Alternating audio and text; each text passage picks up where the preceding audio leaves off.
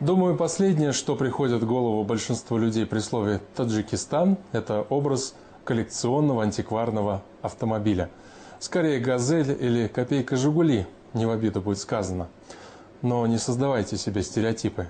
Они на то и созданы, чтобы их ломать. В республике много настоящих ценителей, фанатов ретро-автомобилей.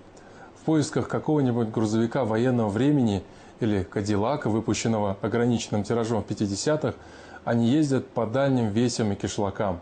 И, как ни удивительно, находят именно там, в глухих таджикских кишлаках, а не на выставке где-нибудь в Монте-Карло.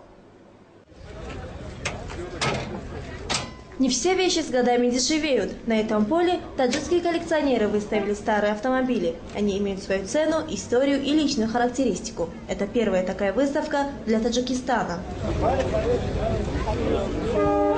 Выставку «Авторетро Душанбе» приурочили ко дню рождения столицы. Местные коллекционеры выставили 80 автомобилей 1931-1970-х годов выпуска. 20 лет тому назад. Самого старого железного коня пригнал Рахимджон Назаров из города Вахдат. Старые коллекционные машины – главная страсть братьев Назаровых. Здесь они представили 10 ретромобилей, а всего их в семье 25. Мотор временно я мотор чему дагимча. «Опель Адмирал» – старейший и самый дорогой автомобиль в стране. Особая гордость Назаровых. На сборку и ремонт Рахимджон потратил почти 20 лет жизни. Но какие-то запчасти не может найти до сих пор. Для «Опель Адмирал» найти запчасти очень сложно. Какие-то мы приобретали за рубежом, некоторые переделывали сами. Сборка таких автомобилей – очень тяжелая работа, требующая терпения. Сейчас осталось немного доделать. Как все закончим, тогда подарим городу. Абдушукур Одинаев никому не собирается дарить свой боевой автомобиль, не думает и о продаже, хотя ему постоянно предлагают хорошую цену. Это бронированный автомобиль. На нем в советское время ездили только первые лица республики. Советский лимузин – так называет свой автомобиль Абдушукур. Когда он его покупал, у него не было ни мотора, ни карбюратора, ни кардана. Коллекционер собирал каждую гаечку по всему бывшему Союзу и сделал все собственными руками. Лимузин по всем меркам раритетный. Эту марку выпустили в 30-х годах в количестве всего 12 штук.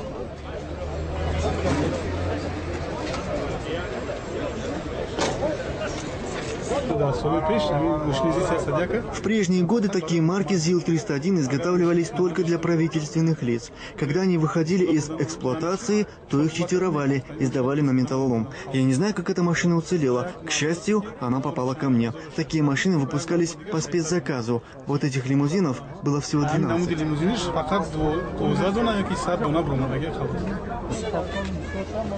Выставка коллекционных автомобилей стала неожиданным подарком для неизбалованных душанбинцев. Видя такой интерес, власти города предложили клубу ретроавтомобилистов помещение для их драгоценных антикварных экземпляров.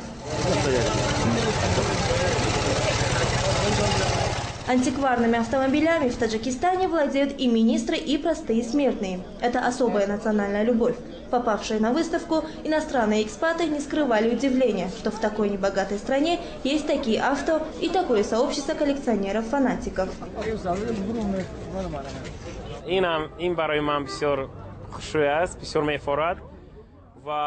Я уже долгое время нахожусь в Таджикистане, и мне даже не верится, что здесь есть столько прекрасных антикварных автомобилей.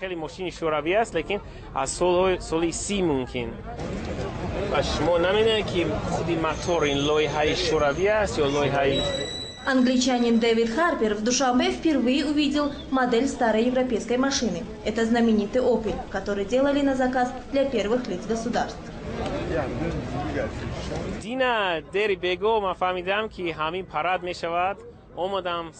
Я узнал, что состоится фестиваль-выставка, и с раннего утра стоял и ждал открытия. Лично для меня это очень интересно, потому что на выставке представлены очень старинные автомобили. Я, честно говоря, удивлен, что такие машины попали в Душанбе, и как они хорошо сохранились. Некоторые из них так шикарно отремонтированы, что, глядя на них, вспоминаешь былые времена.